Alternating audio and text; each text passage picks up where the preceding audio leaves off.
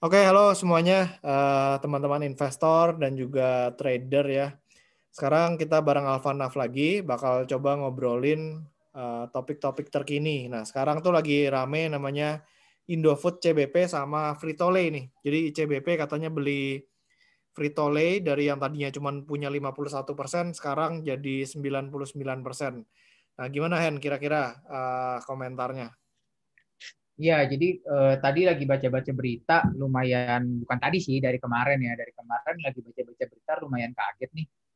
Jadi kan katanya ini kalau menurut berita ya, kalau menurut keterbukaan informasi, coba gue sambil share beritanya deh ya, biar nggak Boleh. dikit. Oke, nih, jadi ada dua berita yang coba gue ambil. Sebenarnya beritanya banyak, cuman ambil dua aja dari yang terpercaya. Satu dari bisnis.com, satunya lagi dari Kompas ya. Jadi di sini Oke. kalau kita bisa lihat eh, yang gue baca dari berita itu kan ICBP itu melalui anak usahanya yang Indofood Frito-Lay ya. Itu dia itu adalah dia bentuk kongsi dengan PepsiCo dari Netherlands bikin bikin eh, bikin Indofood Frito-Lay apa sih nama lengkapnya ini Indofood Frito-Lay Makmur untuk dia kerjasama dengan Frito-Lay Netherlands Holding untuk masarkan snack-snack makanan ringannya ya yang mungkin yang terkenal tuh ini tadi sempat baca juga ada apa nih mana tadi Citato, ada Citos. Citato, ada Lay's, ada Kitela, ada Doritos, ada Cheetos, ada Jet Set, ada Ciki. Wah itu udah benar-benar harusnya penguasa apa snack pasar banget ya. Nah karena mereka pecah kongsi di sini gue baca katanya dia itu dalam 3 tahun ke depan. Nah ini nih. Jadi dalam 3 tahun ke depan baik itu Indofood Frito-Lay, PepsiCo ataupun pihak afiliasi lainnya tidak boleh memproduksi, mengemas, menjual, memasarkan dan mendistribusikan produk makanan ringan apapun di Indonesia. Hmm. So ya seharusnya kalau PepsiCo nggak boleh memasarkan, dia nggak akan bisa langsung cari perusahaan pengganti afiliasinya. Indofood pun nggak akan langsung bisa memproduksi kayak ya apa produk pengganti lah. Siapa tahu mereka pengen bikin yang mirip-mirip gitu ya. So ya berarti kalau gitu dalam 3 tahun ke depan ya tadi tuh Citato, Lay's, Kitela, Doritos, Cheetos, Jet Set ya kita say bye-bye dulu deh 3 tahun ke depan ya kalau begini caranya. Nah itu lumayan lumayan apa ya? Lumayan shock juga kan ya kita yang udah dewasa juga kan kalau yang dari tahun 1990-an 2000 gitu ya sering makan kan ya kadang gue juga masih suka makan Lay's gitu ya suka makan Doritos wah tiba-tiba hilang nih 3 tahun ke depan gitu kan jadi itu dari sisi bisnisnya lumayan menyedihkan ya beberapa snack yang enak hilang gitu. Nah, tapi gue lagi concern sama dari sisi ICBP-nya sendiri nih, Bay. Hmm. Jadi udah beberapa hari nih ya, gue kasih lihat sedikit chartnya dulu deh ya, nanti kita bahas belakangan. Nah, ini harga ICBP ini lumayan turun nih, turun terus sampai sekarang 8.600 dulu. Pernah waktu Maret pertama kali Corona itu masuk ke Indonesia, dia koreksinya tuh di sekitar 8.000. Sekarang udah 8.600 udah hampir mau nyentuh 8.000 lagi, sisa 600 gitu kan. Ya. Nah, ya ini sih kalau gue tebak-tebak gara-gara ya berita dia pecah kongsi sama Indofood Frito-Lay ini gitu ya. Nah, cuman yang pengen gue tanya ini emang kira-kira kalau emang si Indofood ini berhenti apa namanya? Berhenti produksi si semua produksi maksudnya pecah kongsi sama si sama PepsiCo ini pengaruh ke net income-nya si ICBP itu gimana sih? Maksudnya apakah ini penurunannya emang layak atau sebenarnya ya ini karena berita aja jadi over lebay dan memang kesempatan untuk bisa dapat ICBP di harga murah. Gitu sih, Bay. Oke, coba gue yang share screen ya sekarang ya. Oke, bentar. Oke, udah. Oke, tunggu, tunggu. Share screen. Oke, udah muncul ya? Udah. Nah, jadi ini keterbukaan informasinya. Kalau yang tadi kan dari berita-berita ya.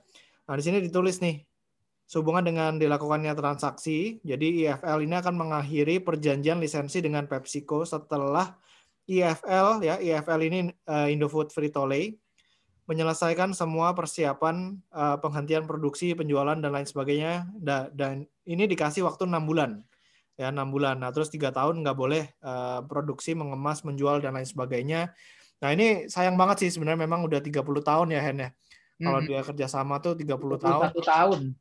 Iya, terus tiba-tiba putus, wah gimana tuh rasanya ya kan. Nah, terus ini laporan keuangannya. Kita coba lihat dari yang tahun 2019 dulu. Nah, 2019 ini ada divisi makanan ringan ya.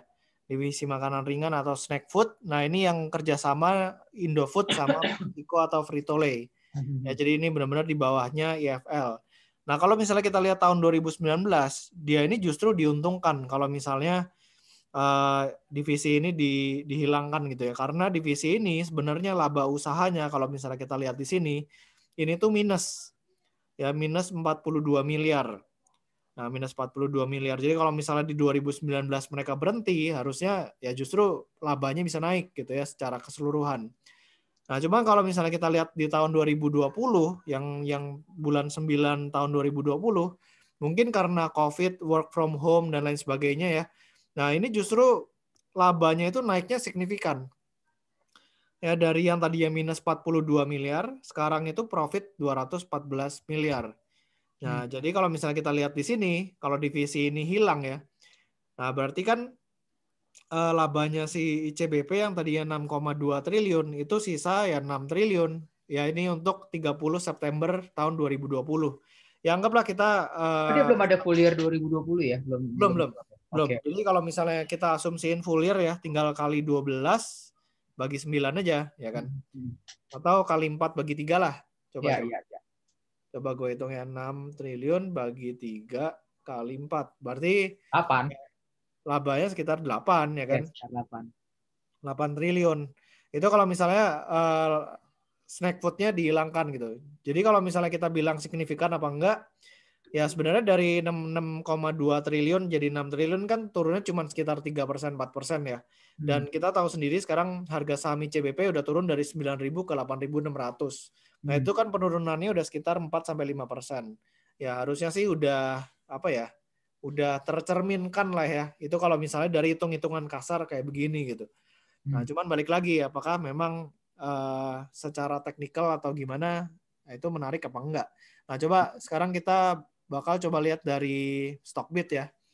Nah, di sini dari Stockbit kalau misalnya kita lihat dari key statistiknya deh. Nah, dari key statsnya sini kalau misalnya kita pakai angka 8 triliun ya, 8 triliun market cap-nya sekarang di sekitaran 100 triliun ya. 100 triliun berarti PE ratio-nya itu sekitar 10, sekian kali. Nah, itu murah banget sebenarnya kalau misalnya kita pakai angka 8 triliun. Nah, cuman masalahnya di Q3 kalau misalnya kita perhatiin di sini ya. Nah, Q3 ini baru konsolidasi Pine Hill. Nah, jadi mereka baru beli Pine Hill di kuartal 2, kuartal 1 tahun 2020. Terus di kuartal 3 baru kelihatan laporan keuangan mereka itu seperti apa. Nah, di sini kalau misalnya kita lihat, itu labanya cuma 585 miliar. Kalau dikali 4 aja, itu berarti labanya cuma 2 triliun, Hen. Jadi yang PE ratio-nya yang tadinya cuma 10 kali sekian, kalau misalnya kita pakai laba di kuartal 3 kita kaliin 4, itu price to earning ratio-nya 50 kali.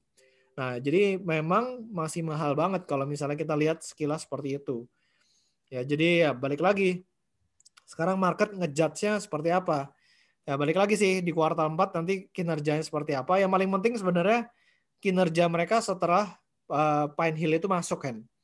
Jadi Pine Hill ini masuk, ini yang sebenarnya signifikan. Kalau kita ngomonginnya Frito-Lay sebenarnya itu nggak signifikan gitu. Nah, jadi yang signifikan ini sebenarnya pas Pine Hill masuk, ternyata labanya turun drastis ya kan. Kalau misalnya kita ngelihat langsung 9 By the way, bentar, Bay. Ah. Mungkin ada yang belum tahu juga, Pine Hill itu perusahaan apa sih? Oh ya, Pine Hill itu buat yang belum tahu, jadi ini perusahaan yang memang beroperasi di luar Indonesia ya. Kalau nggak salah mereka besarnya di Afrika dan mereka mendistribusikan dan memproduksi produk mie instannya Indomie di sana. Oh, Gitu. Terus maksudnya dengan mereka dikonsolidasi justru membuat net income-nya turun, berarti mereka merugi gitu atau gimana? Ya, karena gini, ICBP ini beli Pine Hill. Nah, mereka beli Pine Hill ini pakai utang. Oh. Utangnya gede banget, Hen. Utangnya gede banget. Nah, makanya bayar bunganya gede. Oh, Nah, jadi karena menurutnya karena bayar bunga. ya bayar Tapi bunganya ternyata gede. Pine Hill-nya pendapatannya nggak sebanding dengan bunga yang udah dikeluarkan untuk dapat duitnya. Benar. Oke. Nah, jadi balik lagi. Istilahnya pinjamannya jadi kurang produktif lah ya. Ya, so Hmm. far nggak produktif sekarang. So far Cuman sampai sekarang kita nggak tahu ya, ya. Tapi untuk laporan Q3 terlihat tidak produktif pinjamannya dengan membeli Pine betul. Hill. Oke, oke, oke. Ya, nah balik lagi. Dulu juga ICBP kan gitu kan. Hmm. Dia pernah beli tanah, valuasinya mahal dan lain sebagainya. Tapi divisi Indominya di Indonesia itu generate cash itu kenceng banget. Hmm. Ya, kita bisa lihat lah di sini. Coba financial ya. Kita lihat di Stockbit udah dirangkum nih di bagian cash flow-nya ya. Nah, di bagian cash flow from operation-nya, 7 cash triliun. flow from operation-nya positif terus, Em. Oh iya, iya, 5 iya. triliun, 4,5 triliun, Bahkan 7,4. di 2019 naiknya lumayan ya, hampir dari 4 setengah jadi 7,4 ya. Iya, Oh, benar. mungkin sekitar lebih dari 60%, 70% mungkin ya. Benar. Nah, di Hmm. sini kalau 7,4 triliun dipotong sama investasinya 2,4, berarti free cash flow dia tuh 5 triliun. Hmm. Ya, free cash flow 5 triliun, kalau misalnya beli Pine Hill ya rugi, maksudnya labanya turun berapa tahun ke depan masih bisa di cover gitu secara cash flow ya, secara cash flow. Nah, jadi balik lagi, menderita apa ya, bersakit-sakit dahulu, nanti bersenang-senang kemudian. Nah, cuman balik lagi kan investor kalau misalnya em, ngelihatnya cuman short term, ya Jelek. jelek pasti. Ya. Nah, jadi penurunannya sekarang udah dikombinasi nih antara Ada jeleknya laporan keuangan di Q3 ditambah mungkin free Tolley yang wah citosnya hilang. ya, Dolito. berita-berita efeknya ada juga ya, walaupun sebenarnya kalau kita lihat nggak terlalu berefek ke laporan keuangan, tapi biasanya kan memang orang kan kayak gitu lihat berita, wow langsung panik atau lebay gitu ya. Jadi tetap dapat kena efek juga tuh dari berita itu ya. Ya, benar. Apalagi kemarin di bulan Maret 2020 kan harganya turun tuh ke 7.600. Hmm. Nah, terus kan naik kan ke 9.000. Terus orang bilang, "Wah, tahu gitu beli," ya kan. Nah, sekarang dikasih turun lagi nih. Ya, jadi jangan disia-siakan sih sebenarnya kalau dikasih penurunan kayak gini ya. Tinggal bottomnya di berapa ya itu sebenarnya nggak ada yang tahu kan. Hmm.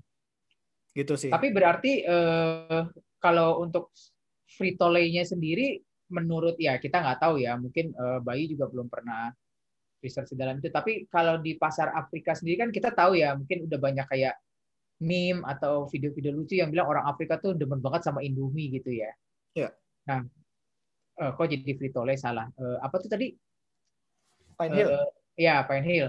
Nah, menurut Bayu nih kira-kira ke depannya itu Pine Hill itu termasuk ya mungkin memang lah dia akuisisinya lumayan premium udah gitu pakai utang bank juga, tapi ya kita ngomong kalau untuk kita investor 3 atau 4 tahun ke depan si Pine Hill ini gimana nih kira-kira menurut Bayu, ada gambaran nggak? Karena di Indonesia ini Indomie itu pasarnya udah terbatas. Hmm. Ya kita lihat sendirilah produk-produknya sekarang udah bukan ekspansi produk biasa kan, tapi memperkenalkan banyak rasa. Nah itu kan mau nggak mau kan mesti kanibal sedikit-sedikit ya produk yang lama gitu kan. Hmm. Ya akhirnya mereka mesti ekspansi keluar gitu. Kalau nggak ekspansi keluar ya susah juga. Ya sekarang tinggal marketingnya di sana gimana gitu. Bisa nggak merebut pasar Afrika ya? Iya, ya harusnya bisa lah pelan-pelan. Di Indonesia aja kan butuh berapa tahun kan. Iya, iya. Afrika ya kita kasih waktu lah. Ini memang main panjang sih. Hmm. So, ada lagi nggak dari sisi fundamental yang mau dibahas?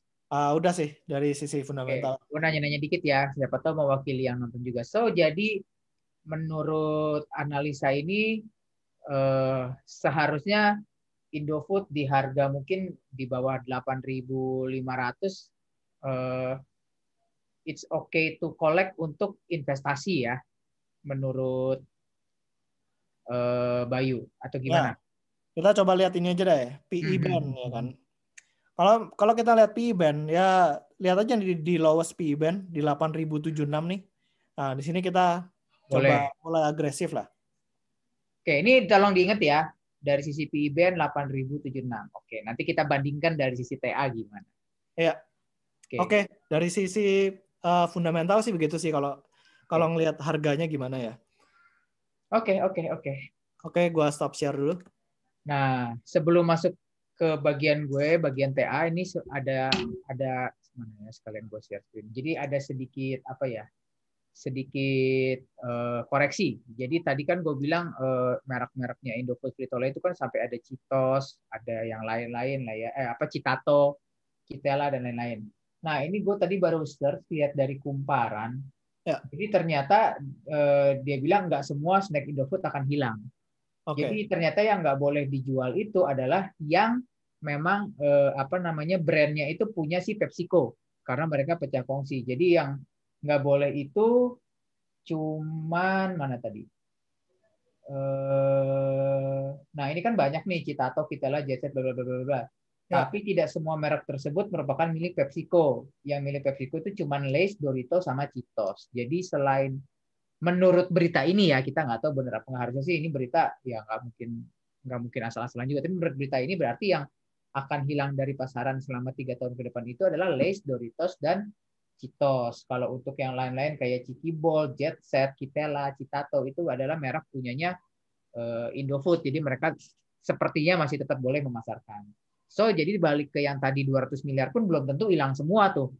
Karena ternyata yang hilang cuma 3 produk dari sekian banyak produk gitu. Jadi ya mungkin ya bisa masih ada 100 miliar lah ya. Dan kalau dilihat dari popularitinya ya mungkin Citato, Kitela tuh jauh lebih tinggi dibanding Lay's, Doritos ya. Mungkin ya, kita juga nggak tahu. Jadi itu pertama untuk koreksinya. Nah, sekarang kita coba masuk ke, nah ini tadi udah sempat dibuka ya, masuk ke chartnya. Oh, sorry Yan. Gue tambahin satu. Jadi kalau dengan mereka pecah kongsi, mereka ini jadi dari ICBP-nya itu nggak perlu bayar royalti lagi ke PepsiCo. Nah, itu harusnya sih bisa meningkatkan labanya nanti kalau misalnya udah balik produksi lagi. Betul. Nggak perlu bayar royalti dan nggak perlu bagi hasil juga jadinya ya. Iya. Oke. Nah, ini dari chartnya secara garis besar seperti ini ya. Jadi kalau misalnya ada orang nanya, kok ini ada garis merah ini dari mana? Kalau lihat gini doang kan tiba-tiba ada garis merah. Jadi di zoom out dulu. Walaupun chart kan kita juga investor lah ya, jangan terlalu lihat jangka pendek. Nah ini bisa dilihat ya garis merah ini tuh strong supportnya dia, di mana waktu itu udah beberapa kali di sini dicoba ditembus nggak bisa. Jadi semenjak dia breakout di sini, dia beberapa kali jadi resisten nih, di sini jadi resisten, di sini jadi resisten gitu ya. Nah tapi semenjak di break di sini, dia jadi support yang lumayan kuat. Ya bisa dilihat ya. Setelah ke break sini, ini support di sini, support. Bahkan waktu Maret Mei itu waktu baru ada COVID, dia jadi support juga, turunnya sampai sini juga 2 kali. Nah, tadi kan udah dilihat tuh dari sisi fundamental, kalau dari sisi PI rasio ya, PI apa PI itu? PI ya. Dari sisi PI itu 8.000. Nah, ternyata memang dari sisi teknikal pun ini ada di angka 8.080-an, 8.000 ya, 8.075 lah ya kalau pengen disamain sama ticknya di order book. Jadi ya kompak nih, secara fundamental iya boleh koleksi di 8.000, secara teknikal juga paling aman memang koleksi di 8.000. Cuman kalau balik lagi, kalau misalnya dilihat dari indikator lainnya, di mana di sini kita lihat ya, di sini stokastiknya udah mendarat di bawah banget. MACD-nya memang dia udah mulai masuk ke area negatif nih. Jadi ini agak bahaya kalau dari sisi MACD ya. Cuman yang menarik itu adalah dari sisi lagi-lagi kalau saya paling suka lihat RSI di bawah 30. RSI-nya hari ini 29,7 nih. Ya. Jadi kalau dilihat dari historinya, setiap dia nyentuh ke bawah 30 itu biasanya ada rebound. Nah, ini kan waktu kemarin Maret rebound. Habis itu pas Juni jatuh lumayan di bawah 30, dia rebound juga gitu kan ya. Dan mungkin kalau mau tarik ke belakang ya banyak juga lah, di mana kalau misalnya dia di bawah 30, di sini di bawah 30 rebound lagi lumayan panjang gitu kan. Nah, jadi balik lagi ke titik sekarang masih ada potensi karena kita bisa lihat dari dari historikalnya dia kadang memang sampai ke angka 20. Memang paling enak kalau udah sampai angka 22, 20 gitu.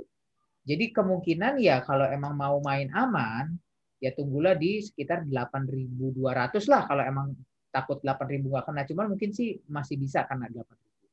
Tapi kalau untuk yang apa ya, kalau kayak gue kan kadang, aduh nanti kalau 8.500 sudah rebound gimana nih, sayang gitu kan kesempatannya gitu kan. Jadi ya koleksi di 8.500-an kalau dari TA ya, dari 8.500-an it's okay karena ngitungnya begini, masuk di 8.600 8.500 lah ya.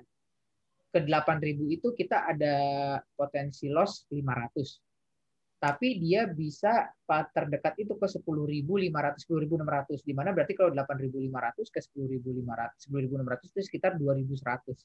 So, potensi loss-nya 500, potensi profit-nya 2.000-an ya, di mana berarti risk reward-nya 1:4. Itu udah oke banget untuk sebuah saham blue chip ya, termasuk saham blue chip, saham defensif, produknya kita makan semua, kita tahu bisnisnya bagus gitu. Jadi kalau orang yang fear of missing out gitu ya atau takut ketinggalan, ya bolehlah mulai kolek-kolek. Kalaupun nanti turun ke 8.000, ya nanti bisa tambah lagi. Makanya kalau saran gue nih, di 8.500 mau masuk takut ketinggalan, oke. Tapi ya jangan langsung full tembak semua peluru. Jadi nanti kalau misalkan dia naik kayak kita udah punya barang, kalau dia turun ke 8.000, kita bisa kolek lagi. Nah, kalau turun ke bawah 8.000 gimana? Kalau secara teknikal, kalau udah turun ke 8.000, itu bisa ada di 7.700-an di sini ya, di sekitar sini nih. Ada shooting down di sini juga ada. Jadi kalau memang dananya bukan untuk investasi nih, untuk trading, nggak siap tahan lama, ya udah cut loss aja di 7.700 daripada dibawa terus. Tapi tentunya akan beda taktiknya kalau yang seperti Bayu. Fundamental. Wah gila 8.000 aja oke, apalagi dikasih 7.700 gitu kan. Balik lagi kalau udah fundamental mah makin dikasih murah, perusahaannya oke. Dilihat tadi tahun 2019 aja pertumbuhan Indofood-nya itu pendapatannya tadi cash dari pelanggannya aja bisa naik hampir 60-70% gitu kan. Apalagi mungkin zaman kayak gini orang di rumah susah bawa makan, ya udahlah rebus Indomie apa gitu kan. Kita bisa berharap ya pendapatannya tahun ini malah justru termasuk yang tidak terkena tidak terkena efek corona kali ya kalau ICBP ya, harusnya ya kalau dilihat dari sisi bisnisnya ya, Bay ya. Ya, cuman gara-gara itu aja beli Pine Hill kan. Soalnya Indofood kan bukan punya restoran, bukan apa, mall tutup atau apa juga dia masih bisa beli di minimarket. Ya Indomart, Alfamart gitu kan, semua produknya dia dipasarkan gitu kan. Jadi harusnya termasuk yang nggak kena pengaruh corona. Makanya kenapa juga waktu itu dia sempat koreksi tapi lumayan cepat juga baliknya. Ya koreksinya nggak banyak kok dia pas COVID kan. Iya nggak banyak. Ini mungkin memang penurunan lebih ke si Pine Hill aja nih. Kenapa labanya jadi cuma tinggal 500 miliar dari tadinya berapa tuh 1-2 triliun ya. Ya. Tapi pokoknya intinya sih ICBP kalau kita lihat dari track recordnya ya dia perusahaan bagus kan. Dan kalau perusahaan bagus dikasih harga diskon ya kita beli. Nanti dia naik lagi ya pas bunga-bunganya udah selesai dibayar, utangnya udah dibayar. Ya. Balik lagi. Gitu ya. sih ya. Iya sih, paling gitu aja sih ya. Kalau dari gua dari teknikalnya juga ya. Tapi kalau dari sisi bandar movement memang lumayan ada penjualan terus ya, bisa kita lihat turun terus ya. Ya itulah. Kalau kita lihat dari bandar gitu kan berarti sebelum bandarnya selesai jualan yang belum selesai turunnya kan. Kalau dia udah selesai jualan, mereka mulai beli lagi ya. Betul. Mulai naik lagi. Simpelnya kan begitu. Oke, gue coba simpulkan ya. Jadi ICBP ini memang berita dengan yang Frito-Lay ini lumayan menggemparkan karena produknya kita langsung tahu dengan PepsiCo pecah kongsi setelah 30 tahun. Tapi ternyata kalau kita lihat-lihat harusnya nggak terlalu pengaruh banyak karena divisi mie instannya sangat gede, bahkan makanan ringannya cuma nggak nyampe 10%-nya ya. Tadi kan mie instan itu sekitar 6 triliun. Makanan ringan mie instannya itu 5 triliun, makanan ringannya cuma 200 miliar, itu berarti cuma 3-4% lah. 3-4%. Udah gitu makanan ringannya pun nggak semua hilang, jadi cuma 3 merek yang memang punyanya PepsiCo aja karena mereka pecah kongsi nggak boleh pasarin lagi. Ya. Yang lainnya masih boleh. So 200 miliar pun menurut kita nggak akan hilang sepenuhnya, nggak akan loss sepenuhnya gitu. Nah, dari sisi performance yang pengaruh justru adalah si Pine Hill ini, di mana Pine Hill ini ada perusahaan yang memasarkan Indomie di region Afrika ya, Bay ya. Nah, di sana mereka itu waktu itu akuisisinya menggunakan utang, di mana bunga utangnya ini lumayan membebani net income, jadinya lumayan turun. Dan ternyata secara performance si Pioneer ini belum memuaskan lah ya, cuman berapa tadi 100 miliar ya. Nah, jadi itu yang menyebabkan mungkin harga harga ICBP lumayan terkoreksi. Tapi balik lagi untuk para investor dimulai di harga 8.000 itu lumayan menarik untuk dijadikan investasi karena memang bisnisnya pun oke ya, core bisnisnya masih sangat oke. Ke depan masih bisa, walaupun pasarnya udah jenuh, tapi dengan pertumbuhan penduduk biasanya sih ya konsumsi Indomie juga bertambah gitu ya. Ya. Ya itu aja sih paling ya untuk sore ini. Ada lagi yang mau tambahin dari Bayu mungkin yang kelupaan? Nggak ada sih. Jadi memang growth-nya ICBP selama ini ya udah dari harga aja gitu loh. Naikin harga, dan kalau misalnya ICBP naikin harga terus, ya otomatis kan orang bakal mengurangi konsumsi Indomie dong, pindahnya ke nasi aja gitu kan. Soalnya sama-sama kenyang. Makanya mereka akhirnya mesti keluar dari Indonesia mau nggak mau. Dan itu menurut gua sih keputusan yang memang susah untuk diterima gitu ya. Tapi mau nggak mau, soalnya kan butuh pertumbuhan kan. Kalau nggak ada pertumbuhan, ya jadi nggak menarik lagi gitu buat investor. Ya Karena itu sih. pasar di Indonesia udah jenuh ya, udah susah tumbuh di Indonesia, orang udah semua udah Indomie gitu ya. Iya, Mau ngapain lagi ya? Dari Sabang sampai Merauke udah bisa ketemu gitu Indomie kan. Ya mau ngapain lagi di Indonesia, ya udahlah harus ekspansi keluar ya. Benar. Oke. Oke, gitu sih Ya, kan kali ini. iya itu aja sih ya. Jadi disclaimer nih ya. Jadi ini adalah hasil analisa kita. Mungkin kita bisa kasih Kita bisa kasih saran bahwa ini lumayan oke untuk investasi dan apa. Cuman tetap keputusan investasi ada di tangan kalian masing-masing ya. Apakah kalian mau beli atau mau jual? Kita juga udah kasih time frame-nya bahwa kita bukan trading harian. Ini adalah untuk investasi. Mungkin jangka waktunya 2-3 tahun ke depan, bukan seminggu atau 2 minggu. Ntar kalau seminggu 2 minggu turun, mana nih malah turun gitu kan. Kita bukan mingguan yang tradingnya pendek-pendek seperti itu ya. Sekali lagi, jadi keputusan investasi balik ke kalian masing-masing. Oke? Oke, mantap. Oke, udah segitu aja untuk kesempatan kali ini. Kita akan ketemu lagi di lain kesempatan dengan topik-topik menarik yang lagi hot di pasar modal selanjutnya. Thank Oke, you. thank you. Bye. Bye-bye.